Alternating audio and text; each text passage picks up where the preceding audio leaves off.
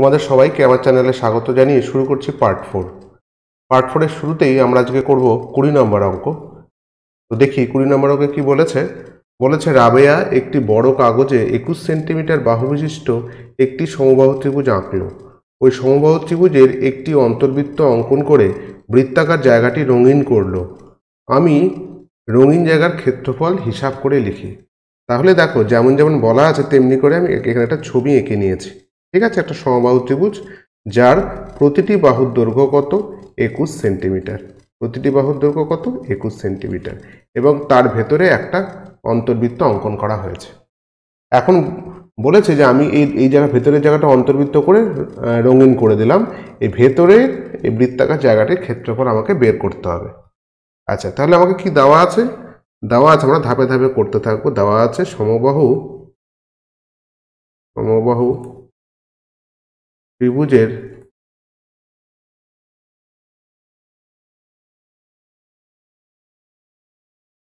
বাহুর দৈর্ঘ্য 21 সেন্টিমিটার। তোমরা জানো সমবাহু ত্রিভুজের বাহুর দৈর্ঘ্য যদি দেওয়া থাকে তাহলে উচ্চতাটা কি করে বের করতে হয়।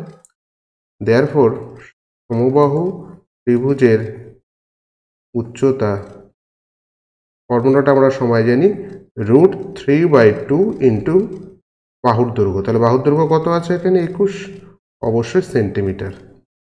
ঠিক আছে, তাহলে এটা কত হয়ে গেল 21√3/2 সেন্টিমিটার।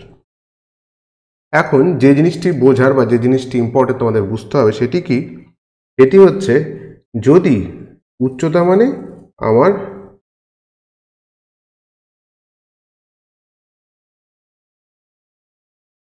এটি হচ্ছে উচ্চতা, একটু আঁকাবাঁকা হলো উচ্চতা। এখন দেখো এই যে অন্তর্বৃত্ত, আমরা ভিতরে অন্তর্বৃত্তর কেন্দ্র এখানে। ঠিক আছে, তোমরা আগে উপপাদ্য পড়ে নিয়েছো যে ত্রিভুজের মধ্যমাগুলি যে বিন্দুতে মিলিত হয় তাকে ভরকেন্দ্র বলে। এই ভরকেন্দ্র থেকে অন্তর্বৃত্তের ব্যাসার্ধটা কত হবে, সেটা কত হয়, সেটা হয় হচ্ছে মোট উচ্চতার 1/3 অংশ। কত? মোট উচ্চতার 1/3 অংশ। তাহলে সমবাহু ত্রিভুজের উচ্চতা বা মধ্যমা এখানে কত 21√3/2। তাহলে অন্তর্বৃত্তের ব্যাসার্ধ কত হবে এই মোট উচ্চতার 1/3 অংশ। কথা বোঝা গেল? তাহলে অন্তর্বৃত্তের ব্যাসার্ধ কত হবে 1/3 অংশ, মোট উচ্চতার 1/3 অংশ। একইভাবে সমবাহু ত্রিভুজের যদি পরিবৃত্ত আঁকতাম তার ব্যাসার্ধ কি হতো, বাকি যে অংশটুকু আছে এটাই হতো পরিবৃত্তের ব্যাসার্ধ এবং সেটি কত হতো মোট উচ্চতার 2/3 অংশ।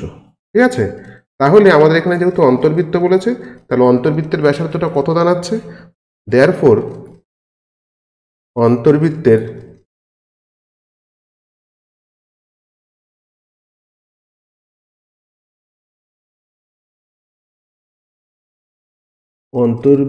ব্যাসার্ধ আমি কেবলই বললাম কতখানি হবে 1/3, তাই না?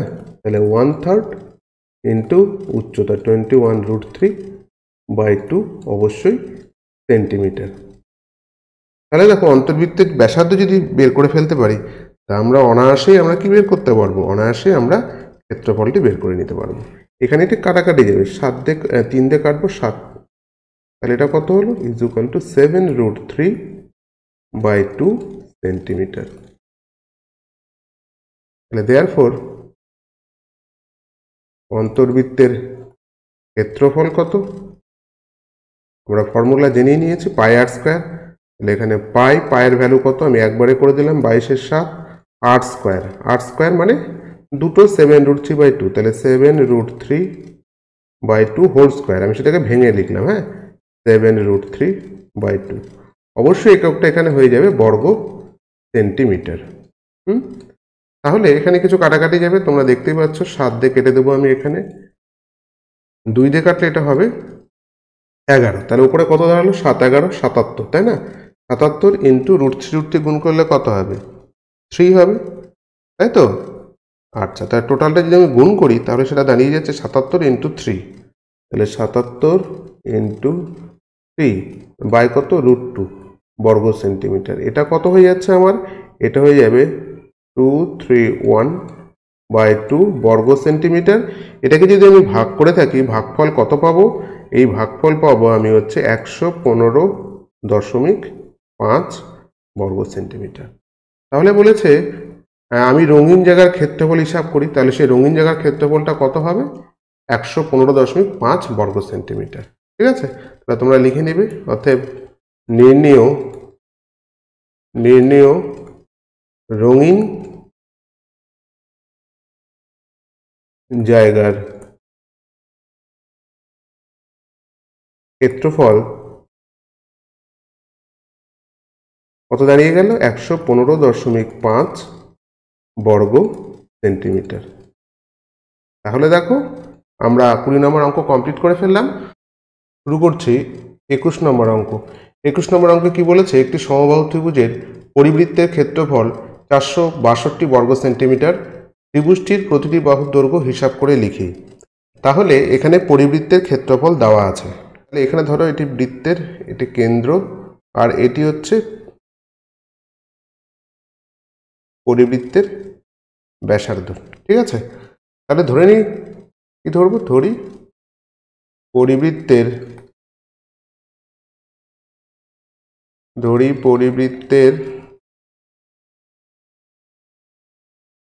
ব্যাসার্ধ আমি ধরে নেব ক্যাপিটাল R সেন্টিমিটার। যেহেতু ক্ষেত্রফল দেওয়া আছে, তাহলে প্রশ্নানুসারে আমরা কি লিখতে পারি? তাহলে প্রশ্নানুসারে আমরা বৃত্তের ক্ষেত্রফলের ফর্মুলা জানি pi R square. Therefore pi R square is equal to 462। Therefore R square is equal to 462 divided by 22। 7 উপরে গিয়ে এখানে গুণ হয়ে যাবে, তাই তো? এটা দেখো কাটাকাটি যাবে, 22 দিয়ে যদি কাটি এটা হয়ে যাবে আমার 21। এটাকে আমরা কত লিখতে পারি? Implies R square is equal two 21 মানে হচ্ছে 7 ইন্টু 3 ইন্টু আমার চলে এলো 7। দেয়ারফোর এখান থেকে আর এর ভ্যালুটা পেয়ে যাই আমি। আর ইজ ইকুয়াল টু কত হবে? রুট ওভার করলে একটা 7 থাকবে দুটো 7-এর জন্য, আর এখানে থেকে যাবে √3। তাহলে আমি পেয়ে গেলাম পরিবৃত্তের ব্যাসার্ধ পেয়ে গেলাম। আমি এর আগের অঙ্কে একটা কথা বললাম যে সমবাহু ত্রিভুজের উচ্চতার 2/3 অংশ হয় পরিবৃত্তের ব্যাসার্ধ। এটা যদি মোট উচ্চতা হয়ে থাকে, তাহলে এই উচ্চতার 2/3 অংশ হবে হচ্ছে আমার পরিবৃত্তের ব্যাসার্ধ। ঠিক আছে, কথাটা বোঝা গেল? তাহলে মোট উচ্চতা যত হবে তার 2/3 অংশই হয় হচ্ছে পরিবৃত্তের ব্যাসার্ধ। তাহলে আমরা এক্ষেত্রে ধরে নেব যে ত্রিভুজের ত্রিভুজের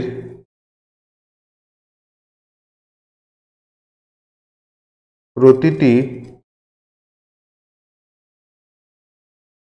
বাহুর দৈর্ঘ্য আমরা কত ধরবো? A centimetre. আমরা জানি সমবাহু ত্রিভুজের বাহু যদি A হয়, তাহলে উচ্চতা কত হবে? অবশ্যই হবে কত? উচ্চতা হয়ে যাবে আমার √3/2 ইন্টু A সেন্টিমিটার। তাহলে আমরা এতক্ষণ যে কথাটি বললাম, এই উচ্চতার 2/3 অংশই হবে পরিবৃত্তের ব্যাসার্ধ। তাহলে আমরা এটা বা শর্তানুসারে আমরা লিখতে পারি, শর্তানুসারে মোট উচ্চতার 2/3 অংশ। তাহলে 2/3 অংশ কার? সমবাহু ত্রিভুজের উচ্চতা। তাহলে √3/2 into A is equal two, আমি যেটা পরিবৃত্তের ব্যাসার্ধটা বের করলাম, 7√3। এখন দেখো কিছু কাটাকাটি যাবে, 2 2 কেটে দিলাম আমরা। হ্যাঁ, দুপাশ থেকে √3 কেটে যাবে। Therefore A is equal two কত হবে? 7কে 3 দিয়ে গুণ করলে 3 7 21। তাহলে সমবাহু ত্রিভুজের প্রতিটি বাহুর দৈর্ঘ্য কত হলো? 21 সেন্টিমিটার। তাহলে আমরা উত্তর লিখব যে অতএব সমবাহু ত্রিভুজের প্রতিটি বাহুর দৈর্ঘ্য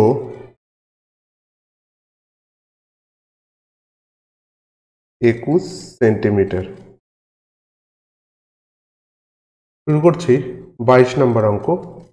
22 নম্বর অঙ্কে কি বলেছে? একটি ত্রিভুজের পরিসীমা 32 সেন্টিমিটার এবং ত্রিভুজের অন্তর্বৃত্তের ক্ষেত্রের ক্ষেত্রফল 38.5 বর্গ সেন্টিমিটার।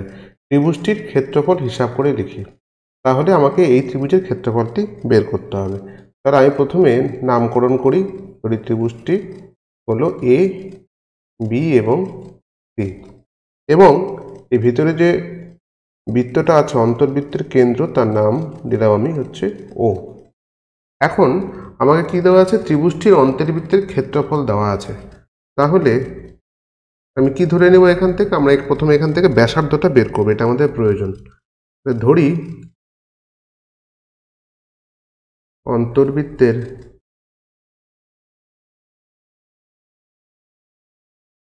ব্যাসার্ধ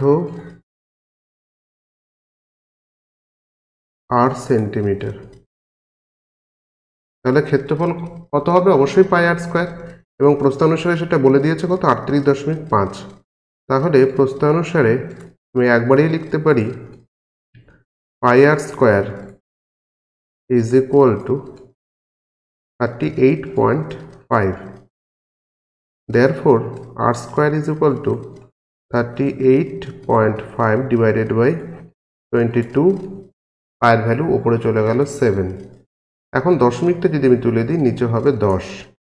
এখন দেখো 5 দিয়ে কাটবো, 5 দুগুণ 10, এখানে 5 দিয়ে যদি আমি কাটি তাহলে হলো 5 7 35, 3 5 7 35। 11 দিয়ে কাটলে 11 দুগুণ 22, 11 দিয়ে কাটলে 7 7 11 77। therefore আর এর ভ্যালুটা কত বেরোলো, রুট ওভার করলে দুটো 7-এর জন্য একটা 7, দুটো 2-এর জন্য একটা 2। তাহলে অন্তর্বৃত্তের ব্যাসার্ধটা আমি পেয়ে গেলাম কত, 7/2। এখন দেখো তুমি আমাদের এই গোটা ত্রিভুজটা যে আছে সেটা কটা ত্রিভুজে ভাগ হয়ে গেছে, ছোট ছোট 3টে ত্রিভুজে বিভক্ত হয়ে গেছে, তাই না? এবং প্রতিটা ত্রিভুজের উচ্চতাটা কত, উচ্চতা হয়ে গেল অন্তর্বৃত্তের ব্যাসার্ধ। তার মানে এই প্রতিটা উচ্চতায় হয়ে যাবে কত, 7/2, কারণ এটাই তো অন্তর্বৃত্তের ব্যাসার্ধ, হ্যাঁ কি না? তাহলে ত্রিভুজ এবিসির ক্ষেত্রফলও যা হবে, এই 3টে ছোট ছোট ত্রিভুজ যোগ করলে তার যে ক্ষেত্রফলের সমষ্টি বেরোবে সেটার সঙ্গে সমান হবে, তাই তো? তাহলে আমরা কি লিখতে পারি, যে ত্রিভুজ এ বি সি এর ক্ষেত্রফল ইজ ইকুয়াল টু, আমরা কি লিখতে পারি, কে ত্রিভুজ এ ও বি প্লাস ত্রিভুজ বি ও সি প্লাস ত্রিভুজ সি ও এ। ঠিক আছে? এখন দেখো এবিসি ত্রিভুজের ক্ষেত্রফল কত। এবিসি ত্রিভুজের ক্ষেত্রফল আমরা কি করে, আমরা হিসাব করে বের করতে হবে। তাহলে এটা এই পাশে থেকে গেল। এখন ত্রিভুজ এওবি মানে কত, হাফ। ভূমি কত এওবির, এবি হচ্ছে ভূমি, আর উচ্চতাটা অবশ্যই আমার কত এখানে, আর। দ্বিতীয় ক্ষেত্রে বিওসি, এখানে কত, হাফ। ভূমি আমার এখানে বিসি, উচ্চতা আর। ঠিক তেমনিভাবে এখানেও হাফ, ভূমি আমার সিএ, আর উচ্চতা কত, আর। দেখো সব ক্ষেত্রে আমার হাফ আর কমন যাবে, ব্র্যাকেটে থাকবে AB plus BC plus CA. এখন হাফ অফ ব্যাসার্ধের মানে আমরা জেনে গেছি 7/2। এবার দেখো এই 3টে বাহু যদি আমি যোগ করি, AB plus BC plus CA, এ কী পাচ্ছি বলো তো, এটি পাচ্ছি আমার ত্রিভুজের পরিসীমা। ত্রিভুজের পরিসীমার মান কত বলে দেওয়া আছে, বলে দেওয়া আছে 32। তাহলে যদি আমরা কাটাকাটি করি, এখানে কত হবে, 2 দিয়ে কাটলে এখানে হবে 16 দুগুণ 32, আবার 2 দিয়ে কাটলে এটা হবে 8। তাহলে কত আলটিমেটলি হলো 56, তাই তো? তাহলে আমরা এখানে লিখতে পারি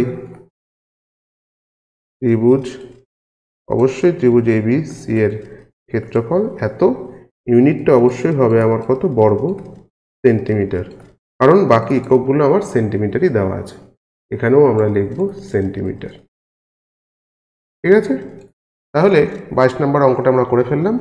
আমরা চলে যাবো পরের অঙ্কে, অর্থাৎ 23 নম্বর অঙ্কে। শুরু করছি 23 নম্বর অঙ্ক। কি বলেছে, 20 সেন্টিমিটার, 15 সেন্টিমিটার এবং 25 সেন্টিমিটার বাহু বিশিষ্ট ত্রিভুজের অন্তর্বৃত্ত ও পরিবৃত্তের ব্যাসার্ধের দৈর্ঘ্য হিসাব করে লিখি, এবং অন্তর্বৃত্ত ও পরিবৃত্তের ক্ষেত্রে ক্ষেত্রফল হিসাব করে নির্ণয় করি। এখানে দেখো এই ত্রিভুজের বাহুগুলোর দৈর্ঘ্য সমান নয়, তার মানে অবশ্যই এটি সমবাহু ত্রিভুজ নয়। তাহলে আমি এই ত্রিভুজটি কীরকম ত্রিভুজ আমি একটু পরীক্ষা করে দেখি। আচ্ছা দেখা যাক, যদি 20 স্কোয়ার সঙ্গে 15 স্কোয়ার যোগ করা যায় তাহলে কত হয় দেখা যাক তো। 20 স্কোয়ার মানে আমার 400, আর 15 স্কোয়ার মানে 225। তবে এটা কত লেখা যেতে পারে? 625। এটা মানে কার স্কোয়ার? অবশ্যই 25 এর স্কোয়ার। তাহলে দেখো এই দুটোর স্কোয়ারের যোগ করলে আমি 25 স্কোয়ার পাচ্ছি। তার মানে তোমরা আইডিয়া করতে পারো এটি কী রকম ত্রিভুজ। হ্যাঁ, অবশ্যই পিথাগোরাসের উপপাদ্য থেকে আমরা এটা বলতে পারি, অবশ্যই এটি একটি সমকোণী ত্রিভুজ। কারণ দুটো বাহুর বর্গের যোগফল করলে আমি তৃতীয় বাহুটা পেয়ে যাচ্ছি। তার মানে অবশ্যই যে ত্রিভুজটার কথা এখানে বলা হয়েছে সেটি একটি সমকোণী ত্রিভুজ। তাহলে আমি এখানে লিখে নিব, অতএব ত্রিভুজটি একটি কিরকম ত্রিভুজ? সমকোণী ত্রিভুজ।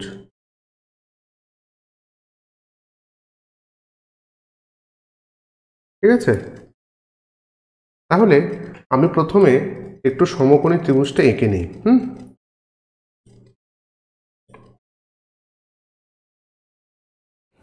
তাহলে দেখো এখানে আমরা একটা সমকোণী ত্রিভুজ এঁকে নিয়েছি এবং তার বাইরে দিয়ে একটি পরিবৃত্ত এঁকে নিয়েছি। এক্ষেত্রে দেখো, ধরি এই ত্রিভুজটির নাম দিলাম আমি এ, বি এবং সি, এবং বাহুগুলির দৈর্ঘ্য কত? এটির নাম দৈর্ঘ্য ধরলাম 20, এটি 15, এবং এই বাহুর দৈর্ঘ্য কত ধরলাম? 25। তাহলে আমি ধরি বি বিন্দু থেকে, সমকোণিক বিন্দু থেকে অতিভুজের উপরে একটি লম্ব অঙ্কন করলাম। ধরি এই বিন্দুটির নাম দিলাম কত? ডি। লম্বটির দৈর্ঘ্য কত হলো? বিডি। আমরা প্রমাণ করতে পারি বিডি সবসময় কার সঙ্গে সমান হবে? এডি ও ডিসির সঙ্গে সমান হবে। ঠিক আছে, তাহলে ধরি, তাহলে আমরা এখানে লিখব যে ধরি বিডি সমকোণী ত্রিভুজ এবিসি এর, এটা আমরা মধ্যমা ধরে নিলাম। সমকোণিক বিন্দু থেকে অতিভুজের উপরে আমি একটি মধ্যমা অঙ্কন করে নিয়েছি। হ্যাঁ, এটি হচ্ছে মধ্যমা। তাহলে কি হবে? মধ্যমা যদি এটা হয়ে থাকে তাহলে এডির সঙ্গে ডিসিটা সমান হবে। এটি আমরা প্রমাণ করে পাই যে বিডি সবসময় কার সঙ্গে সমান হবে? এডি এবং ডিসির সঙ্গে সমান হবে। তাহলে এখানে কি লিখতে পারি? BD is equal two eddy is equal two DC. তাহলে অতিভুজ এসির দৈর্ঘ্য কত? 25। আমরা আগেই ধরে নিয়েছি 25। তাহলে এই যে আমরা মধ্যমাটা অঙ্কন করলাম, এই অতিভুজের অর্ধেক হয়ে যাবে। তার মানে এটি তো এই পরিবৃত্তের ব্যাসার্ধ। এই বিডিটা হচ্ছে কি? এবিসি, এই ত্রিভুজের এডি হচ্ছে আমার এই পুরো পরিবৃত্তেরই ব্যাসার্ধ। তাহলে আমরা কি লিখতে পারি? যে ত্রিভুজ এবিসি এর পরিবৃত্তের ব্যাসার্ধ, তাহলে কি হবে? অতিভুজের অর্ধেক, কারণ এটাই তো পুরো অতিভুজ, তার অর্ধেকটাই পরিবৃত্তের ব্যাসার্ধ হয়ে যাচ্ছে। 25/2, দ্যাট ইজ 12.5। অবশ্যই এখানে ইউনিট হবে সেন্টিমিটার। তাহলে পরিবৃত্তের ক্ষেত্রফল কত হবে? দেয়ারফর পরিবৃত্তের ক্ষেত্রফল ফর্মুলা পাই আর স্কোয়ার। তাহলে পাই ইন্টু 12.5 ইন্টু 12.5, অবশ্যই এখানে কত হবে? বর্গ সেন্টিমিটার। এখন দেখো পয়েন্ট তুলে দিলে আমি এখানে 10, এখানে যদি পয়েন্ট তুলে দিই 10, 5 দিয়ে কাটে 25, 5 দিয়ে 2, 25, 2, अरे 27 इंटू 25/2 इंटू 25/2। আচ্ছা, উপরে এগুলো 625কে যদি আমি 11 দিয়ে মাল্টিপ্লাই করি তাহলে আমরা কত পাবো? এটি আমি পেয়ে যাব, নিচে ডিভাইডের কত থাকছে? 14। এটিকে ডিভাইড যদি আমরা করি তাহলে পেয়ে যাব হচ্ছে 491.14 বর্গ সেন্টিমিটার। তাহলে দেখো আমরা এই ত্রিভুজের পরিবৃত্তের ব্যাসার্ধ এবং পরিবৃত্তের ক্ষেত্রফলটা পেয়ে গেলাম। এরপরে আমরা এই ত্রিভুজের যে অন্তর্বৃত্তটা আছে তার ব্যাসার্ধ এবং ক্ষেত্রফলটি নির্ণয় করব। এখানে আবার আমি ছবিটি এঁকে নিয়েছি, নাম দিয়ে দিলাম এ বি সি, এক্ষেত্রে পরিবৃত্তটা বাদ দিয়ে শুধু অন্তর্বৃত্তটা আমরা এঁকেছি। আমরা এখন অন্তর্বৃত্তের ব্যাসার্ধ আর ক্ষেত্রফল বের করব। তাহলে এটা ধরে নিই অন্তর্বৃত্তের কেন্দ্র, তাহলে এটা অন্তর্বৃত্তের ব্যাসার্ধ আর ধরে নিই অন্তর্বৃত্তের ব্যাসার্ধ, ধরি অন্তর্বৃত্তের ব্যাসার্ধ 8 সেন্টিমিটার। এখন ধরি এটাকে নাম দিই, কেন্দ্রটাকে ও।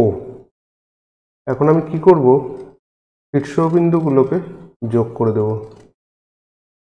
ঠিক আছে, তাহলে দেখো আমি এটি এবিসি ত্রিভুজ থেকে কটি ত্রিভুজ পাচ্ছি, আমি মোট 3টে ত্রিভুজ পাচ্ছি। এখানে ব্যাসার্ধগুলো আমি এঁকে নিই। এটি হবে উচ্চতা, যেটি এই ত্রিভুজের উচ্চতা হবে কত, এটি হবে উচ্চতা, তাহলে এটি হবে, এটির দৈর্ঘ্য আমরা কত ধরে নিলাম, আর ব্যাসার্ধ, সবগুলোই তো ব্যাসার্ধ হবে। এই ত্রিভুজের ক্ষেত্রেও একই ঘটনা ঘটবে। তাহলে দেখো এখন আমরা কি পাচ্ছি, তাহলে আর এই বাহুগুলোর দৈর্ঘ্য কত ছিল, এটা আমি ধরেছিলাম 20, এটি 15, আর এটি ধরেছিলাম 25।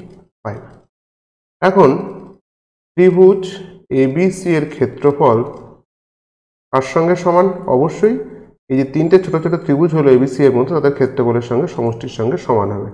ইকুয়াল টু তাহলে কি লেখা যেতে পারে, ত্রিভুজ এওবি প্লাস ত্রিভুজ বিওসি প্লাস ত্রিভুজ সিওএ। ঠিক আছে, তাহলে এখন দেখো এবিসি ত্রিভুজের ক্ষেত্রফল কি হবে, কি ফর্মুলা, হাফ ইন্টু ভূমি ইন্টু উচ্চতা। আচ্ছা, এবার এওবি ত্রিভুজের ক্ষেত্রফল কত, হাফ, ভূমি কত এখানে 20 ইন্টু উচ্চতা কত আর, প্লাস হাফ ইন্টু ভূমি ইন্টু উচ্চতা কত আর, প্লাস হাফ ইন্টু এই এওসি ত্রিভুজের ক্ষেত্রফল, হাফ ইন্টু ভূমি ইন্টু উচ্চতা। হাফ হাফ সবার মধ্যে কমন, তাহলে আমি ওপাশে কিছু রাখলাম না, এপাশে থেকে গেল 15 ইন্টু 20। তাহলে এখানে আর কমন নিয়ে নিলাম, তাহলে কত থাকলো 20 প্লাস 15 প্লাস 25। তাহলে এটি যোগ করলে কত হবে, এটি হয়ে যাবে আমার, মূলত কত হবে, এটি হয়ে যাবে 60। এখানে হবে 40, 60 আর ইন্টু 60। তাহলে দেয়ারফর এখান থেকে আর এর ভ্যালুটা পাবো 15 ইন্টু 20 ডিভাইডেড বাই 60, 3, এটা কাটি কত হবে 5। তাহলে আলটিমেটলি অন্তর্বৃত্তের ব্যাসার্ধ কত দাঁড়িয়ে গেল, 5 সেন্টিমিটার। দেয়ারফর অন্তর্বৃত্তের ব্যাসার্ধ হয়ে গেল আমার 5 সেন্টিমিটার। তাহলে আমরা ক্ষেত্রফলটা ইজিলি বের করতে পারবো। দেয়ারফর অন্তর্বৃত্তের ক্ষেত্রফল কত হবে, পাই আর স্কোয়ার, মানে 22/7 ইন্টু 5 ইন্টু 5 বর্গ সেমি, তাই তো। এবার দেখো উপরে যদি পুরোটা গুণ করি কত হবে, এটি হয়ে যাচ্ছে 25 ইন্টু 22 মানে 550 ভাগ 7 বর্গ সেন্টিমিটার। এটিকে যদি আমি ভাগ করি, ভাগ করলে পেয়ে যাব 78.4 বর্গ সেন্টিমিটার। তাহলে অন্তর্বৃত্তের ব্যাসার্ধও পেয়ে গেলাম আমরা, অন্তর্বৃত্তের ক্ষেত্রফলও পেয়ে গেলাম। ঠিক আছে, তাহলে আমরা 23 নম্বর অঙ্ক কমপ্লিট করে গেলাম, চলে যাব 24 নম্বর অঙ্কে। ওকে, শুরু করছি 24 নম্বর অঙ্ক। এখানে কি বলেছে, জয়া একটি বর্গক্ষেত্রের অন্তর্বৃত্ত অঙ্কন করলো। ওই বৃত্তটি আবার সমবাহু ত্রিভুজের পরিবৃত্ত, যার প্রত্যেক বাহুর দৈর্ঘ্য 4√3 সেন্টিমিটার। বর্গক্ষেত্রটির একটি কর্ণের দৈর্ঘ্য হিসাব করে লিখি। তাহলে ছবিটা দেখেই বুঝতে পারছো, প্রথমে একটি বাইরের বর্গক্ষেত্র আছে এবং এই বর্গক্ষেত্রটি আবার কি, ওই বৃত্তটি আবার এই বর্গক্ষেত্রকার, এই বর্গক্ষেত্রের ভেতরেই আছে এই বৃত্তটা, তাই বৃত্তটা অন্তর্বৃত্ত হলো। এই অন্তর্বৃত্ত এটি এবিকার এই সমবাহু ত্রিভুজের ক্ষেত্রে পরিবৃত্ত। এবার কি দেওয়া আছে, আলটিমেটলি দেওয়া আছে আমার এখানকার প্রতিটি বাহুর দৈর্ঘ্য দেওয়া আছে 4√3 দেওয়া আছে, বর্গক্ষেত্রের প্রতিটি বাহুর দৈর্ঘ্য আমাকে দেওয়া আছে। ঠিক আছে, দেখো এখানে আমাকে অনেক কিছুই দেওয়া নেই, তাই তো, একে একে আমাকে বের করতে হবে। তাহলে আমরা কি করব, এখান থেকে প্রথম যে ছবিটি দেখছি এখান থেকে কি বুঝতে পারছি, যে এই যে বর্গক্ষেত্রের যে বাহুর দৈর্ঘ্য সেটা কার সঙ্গে সমান হচ্ছে? বৃত্তের ব্যাসের সঙ্গে কিন্তু আমার সমান, তাই কি না? তাহলে বৃত্তের ব্যাস ইজ ইকুয়াল টু কত? বর্গক্ষেত্রের বাহুর দৈর্ঘ্য। আমরা এটা ছবি দেখে কিন্তু বুঝতে পারছি, এখানে আমরা লিখবো, এখানে ছবি থেকেই বুঝতে পারছি, তাই তো? এবারে দেখো সমবাহু ত্রিভুজের বাহুর দৈর্ঘ্য এখানে কত বলে দিয়েছে? 4√3, তাই তো? সমবাহু ত্রিভুজের বাহুর দৈর্ঘ্য, তাহলে সমবাহু ত্রিভুজের বাহুর দৈর্ঘ্য এটা গিভেন 4√3 সেন্টিমিটার, এটা দেওয়া আছে। যেগুলো কন্ডিশন দেওয়া আছে সেগুলো আমি আগে লিখে নিচ্ছি। তাহলে দেখো, তাহলে এই সমবাহু ত্রিভুজের উচ্চতা কত হবে? দেয়ারফর সমবাহু ত্রিভুজের উচ্চতা আমরা ফর্মুলায় জানি √3/2 ইন্টু বাহু, মানে 4√3। এখানে যদি কেটে দিই তাহলে হবে 2√3, অবশ্যই সেন্টিমিটার, তাহলে √3 এটা হয়ে গেল কত? 6 সেন্টিমিটার আমরা পেয়ে গেলাম, একই না? এবারে দেখো, আমরা একটু আগেই পড়লাম এখানে কি হবে? এখানে হবে যে এই যে উচ্চতাটা আমরা একটা ড্রয়িং করেই নিয়েছি সমবাহু ত্রিভুজের, এই সমবাহু ত্রিভুজের উচ্চতার কত অংশ হবে পরিবৃত্তের ব্যাসার্ধ? আমরা একটু আগেই বললাম সমবাহু ত্রিভুজের উচ্চতার 2/3 অংশ, মানে এতখানি অংশ হবে। পুরোটা যদি 3 ভাগ করে নিই তাহলে এখানে আমরা কি লিখতে পারি? দেয়ারফর পরিবৃত্তের ব্যাসার্ধ ইকুয়াল টু কত হবে? পরিবৃত্তের ব্যাসার্ধ হবে 2/3 ইন্টু, আমার এখানে কত পেলাম? 6, কারণ উচ্চতা এখানে কত হলো? 6 সেন্টিমিটার, তাহলে পরিবৃত্তের ব্যাসার্ধ কত হয়ে গেল? 4 সেন্টিমিটার। বুঝতে পারলে? পরিবৃত্তের ব্যাসার্ধ যদি 4 সেন্টিমিটার হয়, আমরা এই যে প্রথম কন্ডিশনটা আমরা আগে লিখে নিয়েছি, তাহলে পরিবৃত্তের তাহলে ব্যাস কত হবে? তার মানে ব্যাস হচ্ছে কত? আমার 8 সেন্টিমিটার।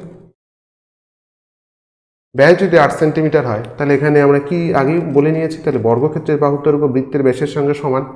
দেয়ারফর বর্গক্ষেত্রের বাহুর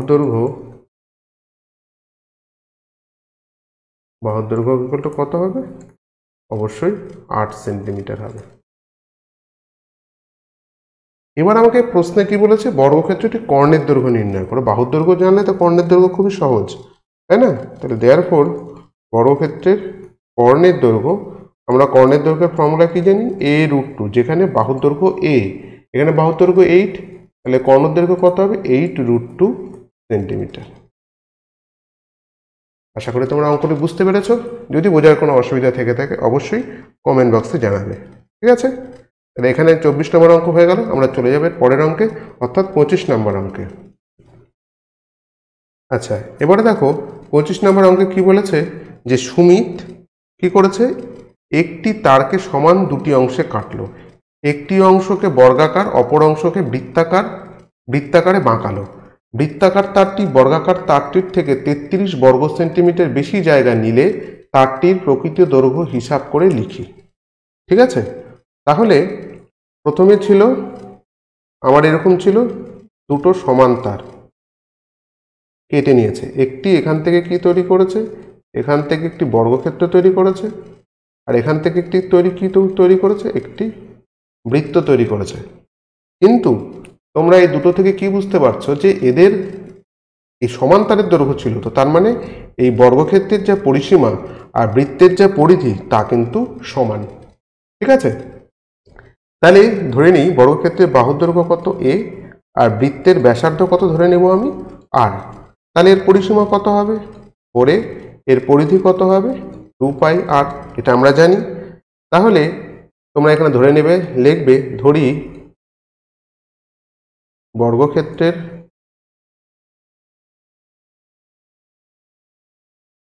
বাহুর দৈর্ঘ্য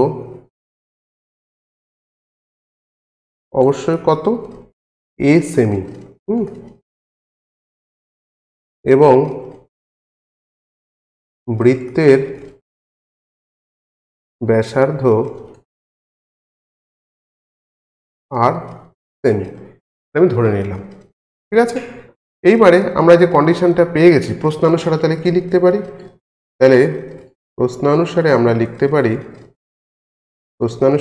পারি, কি কেবলই আমরা প্রমাণ করে দেখালাম 4a ইজ ইকুয়াল টু কি হচ্ছে, 4a ইজ ইকুয়াল টু হয়ে যাচ্ছে 2πr।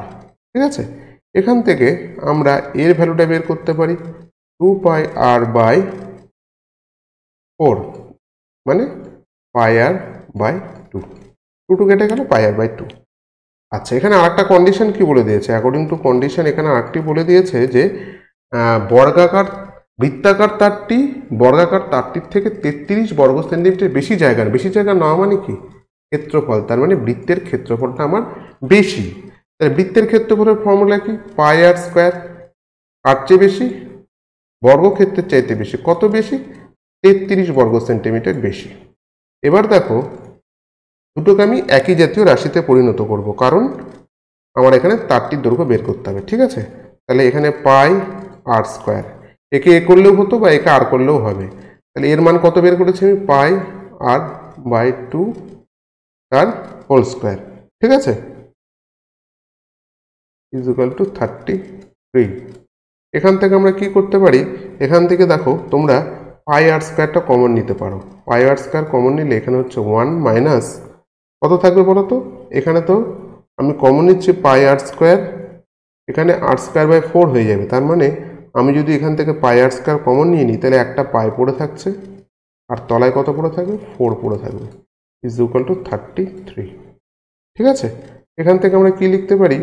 এখান থেকে লিখতে পারি যে, আচ্ছা এখানে ক্যালকুলেশনটা করতে হবে আর এক line, πr² is equal two, এখানে ব্র্যাকেটে হয়ে যাবে 1 মাইনাস, এটা হচ্ছে 22-এর 7, তাহলে 7 গুণন 4 ইজ ইকুয়াল টু 33। তার মানে এখানে কি করা যেতে পারে? πr², এখানে 28 থেকে 22 যদি আমি বিয়োগ করি, তাহলে হয়ে যাবে আমার 6/28 ইজ ইকুয়াল টু 33। তাহলে r² ইজ ইকুয়াল টু কত? 33 ইন্টু 28। এখানে পায়ের ভ্যালুটা বসিয়ে দেবো আমরা, তলায় চলে যাবে না, এখানকার 6টা চলে যাবে আমার নিচে চলে যাবে। আচ্ছা, তাহলে নিচে চলে গেল 22, পায়ের ভ্যালু বসিয়ে দিচ্ছি 22, উপরে চলে যাবে 7। এবার কাটাকুটি করি আমরা, 11 দুগুণ 22, 3 11 33, 3 দিয়ে কাটলে 3 দুগুণ 6। দেয়ারফোর আর এর ভ্যালু কত হলো? ওপরে 28 ইন্টু 7, তার মানে 4 ইন্টু 7, তার মানে 4-এর বর্গমূল করলে 2, আর এখানে আছে 7, তো 2 ইন্টু 7 উপরে হয়ে যাবে 14, আর নিচে থাকছে আমার কত?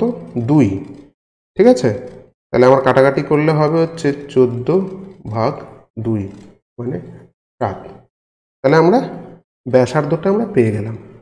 ঠিক আছে, এবারে আমার কি চাইছে? তারটির প্রকৃত দৈর্ঘ্য। তাহলে দেয়ারফোর তারটির প্রকৃত দৈর্ঘ্য কত হবে বলো তো? কত হবে তারটির প্রকৃত দৈর্ঘ্য? অবশ্যই এইটুকু অংশ আর এইটুকু অংশ, এটা মানে কি? এটা মানে 4a, এটা মানে 2πr, দুটো যোগ করতে হবে। তাহলে 4a প্লাস 2πr, 4-এর ভ্যালু তো আমরা এর ভ্যালু বের করে নিয়েছি, কত? πr, এখান থেকে বের করে নিলাম এর ভ্যালু πr/2, তাহলে πr/2 প্লাস 2πr। এখন কিছুই না, জাস্ট এখানে কি হবে? 2, তার মানে কত হলো? 4πr। এবার ভ্যালুটা বসিয়ে দাও, 4 ইন্টু 22-এর 7, 7 ইজ ইকুয়াল টু 88